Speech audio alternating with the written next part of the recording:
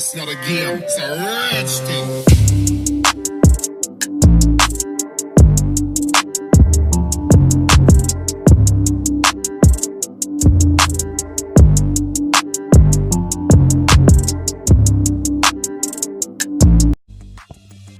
Hello everyone, welcome to the second tutorial in the series of Spring Boot.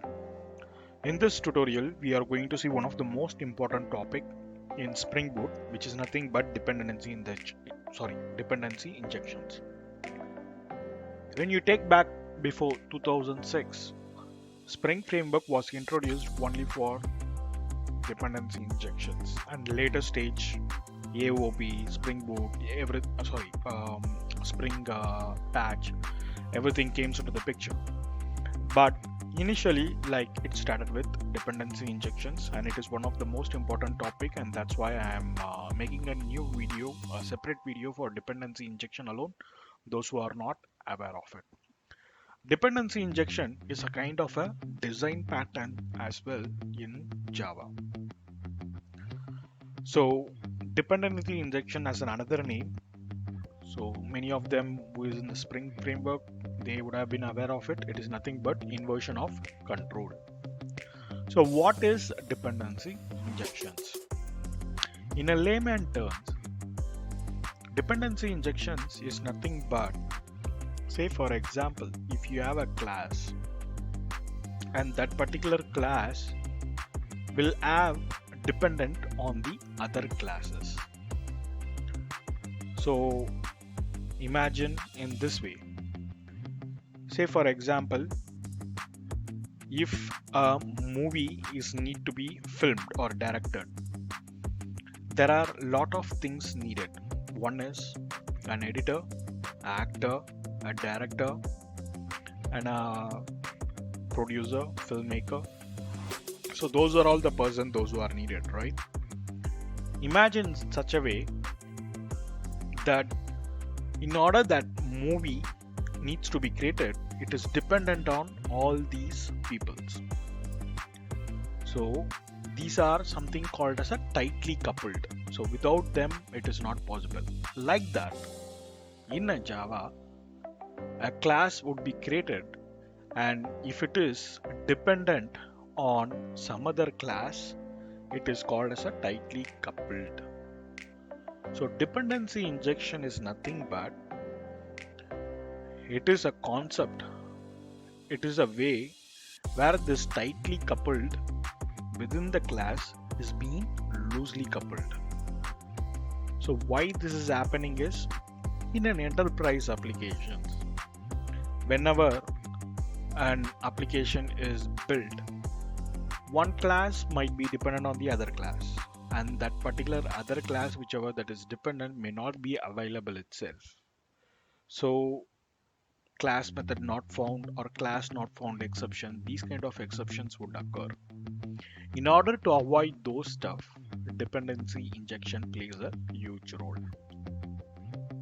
So the concept would be very clear. I have explained in a layman terms. So how this is possible, how the dependency injections is possible. So in native Java, what we used to do is, we used to create a interface and make that interface implement a class, and then we use it. So here is an example as I show in the screen.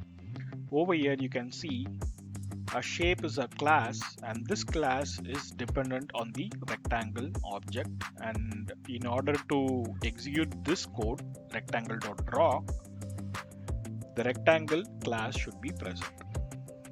Okay, so in native way, how we'll be doing, there is nothing. The traditional way how we'll be doing is, we will make that particular class implement a shape, and shape was nothing but an interface, and when we are creating the object, we will pass like this, and shape is not having any instance, interface is still will not have an instance even in Java 8, and while creating an object, we will be passing the rectangle object. So this would be not known. I mean, till this point of time, it is not known. If it is a circle also, you can also pass a circle over here. And this particular sentence would be valid. So in that way, we used to do it in a native way. But in right now, we have Spring Boot and Spring, in which the dependency injections is very easily being done by using two annotations, and they are nothing but a component and auto wire. So auto wiring is nothing but whenever you are examining or you are executing some code in your like this in over here in shape, you are executing the code. At that time, you need the rectangle object. What you can do is you can use the annotation auto wired over here in the rectangle object, and inside the rectangle class you have to mention component. So all these things practically we are going to see in the tutorial, but over here I am explaining concept wise what is dependency injections, what is inversions of control, which in other words, and how this can be achieved. Since Spring's main concept is all about IOC dependency injections, I just want to make a separate video, and that's the reason like I have posted this video is all about. And next tutorial I will start up with some setups in Spring Boot. That's it from my side. Thanks, and